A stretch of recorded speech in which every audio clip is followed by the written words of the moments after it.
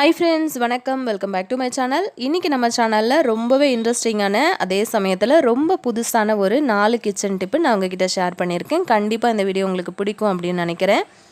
Video பார்க்குறதுக்கு முன்னாடி நம்ம சேனலை இப்போ தான் நீங்கள் ஃபஸ்ட் டைம் பார்க்குறீங்க அப்படின்னா மறக்காமல் சப்ஸ்கிரைப் பண்ணி வச்சுக்கோங்க. கூட இருக்கிற பெல் ஐக்கானை ப்ரெஸ் பண்ணி ஆல் அப்படிங்கிற நோட்டிஃபிகேஷனை கிளிக் பண்ணிக்கோங்க. அப்போ தான் நான் போடுற வீடியோஸ் எல்லாம் நீங்கள் மிஸ் பண்ணாமல் பார்க்க முடியும். ஃபஸ்ட்டு டிப்புக்கு நம்ம போயிடலாம். ஃபஸ்ட்டு டிப் என்ன அப்படின்னு பார்த்தீங்கன்னா, இந்த மாதிரி ஸ்டவ் ஆன் பண்ணிவிட்டு இந்த மாதிரி ஒரு ஃபோர்க் எடுத்திருக்கேன். ஃபோர்க்கை வந்து இப்போ நல்லா சூடு பண்ணிவிட்டு இந்த மாதிரி குட்டி பாக்ஸ் உங்ககிட்ட இருந்ததுன்னா எடுத்துக்கோங்க.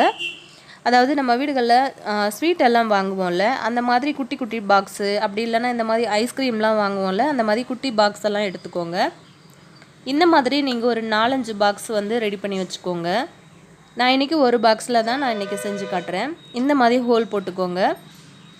ஹோல் போட்டதுக்கு அப்புறமா இதுக்குள்ளே வந்து நான் 1 ஸ்பூன்லேருந்து 2 ஸ்பூன் அளவுக்கு வந்து பேக்கிங் சோடா வந்து சேர்த்துருக்கேன். பேக்கிங் சோடாவை வந்து உள்ளே சேர்த்துக்கலாம். ரொம்ப எஃபெக்டிவாக இருக்குங்க இந்த டிப்ஸு. உங்கள் வீடு வந்து ரொம்ப கமகமான்னு எப்பவும் வந்து ஒரு நல்ல வாசனையோடு இருக்கும். இந்த மாதிரி பேக்கிங் சோடா வந்து உள்ளே சேர்த்ததுக்கப்புறம் நம்ம யூஸ் பண்ணுற பர்ஃப்யூம், அதுக்கப்புறம் வந்து பார்த்திங்கன்னா ஸ்ப்ரே, எது வேணும்னாலும் நீங்கள் சேர்த்துக்கலாம். சந்தனம், ஜவ்வாது, இந்த மாதிரி அத்தர்லாம் இருக்குங்க இல்லையா, அதெல்லாம் ரொம்ப வந்து வாசனை தரக்கூடிய பொருட்கள். அதெல்லாமே வந்து பார்த்திங்கன்னா உங்கள்கிட்ட இருக்கிறத நீங்கள் இந்த மாதிரி சேர்த்துக்கோங்க. ஒரு 4-5 தடவை வந்து ஸ்ப்ரே பண்ணிங்கன்னா உங்களுக்கு கரெக்டாக இருக்கும். 2 ஸ்பூன் பேக்கிங் சோடாவுக்கு இந்த மாதிரி நல்லா கலந்து கொடுத்துருங்க. கலந்து கொடுத்ததுக்கு பிறகு அந்த மூடியை வந்து க்ளோஸ் பண்ணிவிடுங்க. இந்த மாதிரி மூடியை போட்டு நீங்கள் க்ளோஸ் பண்ணினதுக்கப்புறம் இதை நம்ம எப்படி யூஸ் பண்ணுறது அப்படிங்கிறத பார்க்கலாம். நம்ம இப்போ மளிகை சாமான்லாம் வச்சுருப்போம் இல்லையா, செல்ஃபு, அந்த இடத்துல கூட வந்து வைக்கலாம். நல்ல ஒரு வாசம் வந்துட்டுருக்கும் அதிலருந்து. இதில் பேக்கிங் சோடாலாம் நம்ம சேர்த்து வச்சுருக்கிறதுனால பூச்சி தொல்லை எதுவும் வந்து வராது. அதுக்கப்புறம் சிங்க்குக்கு கீழே வந்து வச்சுக்கலாம். பேட் ஸ்மெல் எதுவும் வராது. அதே மாதிரி டஸ்ட்பின் பக்கத்தில், சிங்க்குக்கு மேலே, ஃப்ரிட்ஜுக்கு மேலே, அதுக்கப்புறம் நீங்கள் யூஸ் பண்ணுற சாரீஸ்லாம் வச்சுருப்பீங்க இல்லையா செல்ஃபில், அதாவது பீரோவில், அங்கே கூட நீங்கள் வந்து வச்சுக்கலாம். இதை வந்து நீங்கள் ஒரு 10லேருந்து 15 நாளைக்கு ஒரு தடவை சேஞ்ச் பண்ணிக்கலாம். அதாவது பேக்கிங் சோடாவை நீங்கள் வந்து எடுத்து போட தேவையில்ல. புதுசாக வந்து பர்ஃப்யூம் உள்ளே சேர்த்துக்கலாம். சேர்த்துட்டு நீங்கள் திரும்ப வந்து யூஸ் பண்ணிக்கலாம். இந்த டிப் உங்களுக்கு ரொம்ப யூஸ்ஃபுல்லாக இருக்கும். அடுத்து செகண்ட் டிப் என்ன அப்படின்னு பார்க்கலாம். இந்த மாதிரி தக்காளி பழம் வந்து நல்ல பழுத்த பழமாக நல்ல சிகப்பாக இருக்கிற மாதிரி பார்த்து எடுத்துக்கோங்க. இதை வந்து நல்ல ஒரு ஃபைன் பேஸ்ட்டாக இந்த மாதிரி நல்ல நைஸாக அரைச்சி எடுத்துக்கோங்க. பாருங்கள், இந்த மாதிரி நைஸாக இருக்கணும். இது எதுக்கு அப்படின்னு பார்த்தீங்கன்னா, நம்ம வந்து சாம்பார் வைக்கும்போது சாம்பாருக்கு வந்து சூப்பரான ஒரு கலர் கிடைக்கிறதுக்காக தான் நம்ம வந்து தக்காளியை இந்த மாதிரி லாஸ்ட்டாக அரைச்சிட்டு சேர்த்துருக்கோம். சாம்பார் வந்து நீங்கள் கொதிக்கும்போது கடைசியாக நம்ம இறக்குவோம் இல்லையா, அந்த டைமில் கொதிக்க வைக்கும்போது சாம்பாரில் நீங்கள் அரைச்ச தக்காளி பேஸ்ட்டை வந்து சேர்த்துக்கோங்க. நீங்கள் வந்து ஆல்ரெடி புளி சேர்த்துருந்தாலும் ஒன்றும் பிரச்சனை இல்லை. ஆனால் தக்காளி மட்டும் நீங்கள் ஃபைனலாக வந்து அரைச்சிட்டு இந்த மாதிரி சேர்த்துக்கோங்க.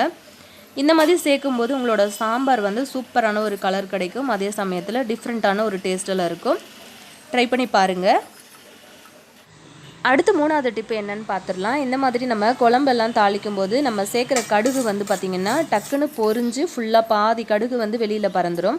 அதை வந்து அவாய்ட் பண்ணுறதுக்காக எண்ணெய் வந்து சூடானதும் ஒரு 1/4 டீஸ்பூன் அளவுக்கு மஞ்சள் பொடி வந்து சேர்த்துக்கோங்க. மஞ்சள் தூள் வந்து சேர்த்துட்டு அதுக்கப்புறம் நீங்கள் வந்து கடுகு வந்து சேர்த்துக்கிட்டிங்க அப்படின்னா உங்களுக்கு வந்து கடுகு வந்து வெளியில் வந்து பறக்காது. நல்லா உங்களுக்கு கண்ட்ரோல் பண்ணி கொடுக்கும் அந்த மஞ்சத்தூள். கண்டிப்பாக இது ரொம்ப யூஸ்ஃபுல்லான டிப்புங்க. கண்டிப்பாக நீங்கள் ட்ரை பண்ணி பாருங்கள். 1-2 கடுகு தான் பறக்குமே தவிர மற்றபடி உங்களுக்கு நீங்கள் போட்ட கடுகு எல்லாமே உள்ளதான் இருக்கும். அதுக்கப்புறமா நம்ம நார்மலாக தாளிக்கிற மாதிரி மற்ற பொருட்களை வந்து சேர்த்து தாளிச்சுக்கலாம். அடுத்து 4th டிப் என்ன அப்படின்னு பார்த்தீங்கன்னா, இந்த மாதிரி நம்ம வீடுகளில் இருக்கிற ஸ்பூனெல்லாம் வந்து எப்படி பழையபடி நம்ம வாங்கும்போது எப்படி பளிச்சுன்னு வாங்குகிறோமோ அதே மாதிரி மாற்றுறது அப்படிங்கிறத பார்க்கலாம். இந்த ஸ்பூன் எல்லாம் பார்த்திங்க அப்படின்னா எவ்வளோ கரையோடு இருக்குது அப்படிங்கிறது தெரியும். நம்ம வந்து பாத்திரம்லாம் நார்மலாக கழுவும் போது எல்லா பாத்திரத்தோடையும் சேர்த்து ஸ்பூனையும் வந்து கழுவி போட்டுருவோம். ரொம்ப வந்து இதை வந்து கேர் எடுத்துலாம் கழுவ மாட்டோம் இல்லையா. அதே மாதிரி இந்த காய்கறி சீவுற இந்த பீலர் எல்லாமே வந்து பார்த்திங்கன்னா எந்த அளவுக்கு வந்து கரையாக இருக்குது பாருங்கள். ஸோ இதெல்லாம் எப்படி நம்ம பளிச்சுன்னு ஆக்குறது அப்படிங்கிறத பார்க்கலாம். ஃபஸ்ட்டு வந்து அதுக்கு நான் ஒரு கடாயில் வந்து தண்ணி சேர்த்துருக்கேன். தண்ணி வந்து நல்லா கொதிக்கட்டும். கொதிச்சதுக்கப்புறமா நம்மக்கிட்ட இருக்கிற இந்த மாதிரி பொருட்களை வந்து சேர்த்துக்கலாம். ஸ்பூனு, ஃபோர்க்கு, இந்த மாதிரி பீலர் எல்லாம் சேர்த்துக்கலாம்.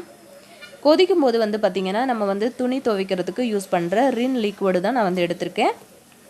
உங்ககிட்ட இந்த மாதிரி லிக்விட் இல்லை அப்படின்னா நீங்கள் நார்மல் வந்து துணி பவுடர் கூட எடுத்துக்கலாம். அதுவும் இல்லை அப்படின்னா நார்மலாக நீங்கள் சோப்பு தூள் கூட வந்து யூஸ் பண்ணிக்கலாம். அதாவது பாத்திரம் கழுவுற லிக்விடு கூட சேர்த்துக்கலாம். நான் இன்றைக்கி ஒரு அரை மூடி அளவுக்கு வந்து அந்த லிக்விட் வந்து சேர்த்துருக்கேன்.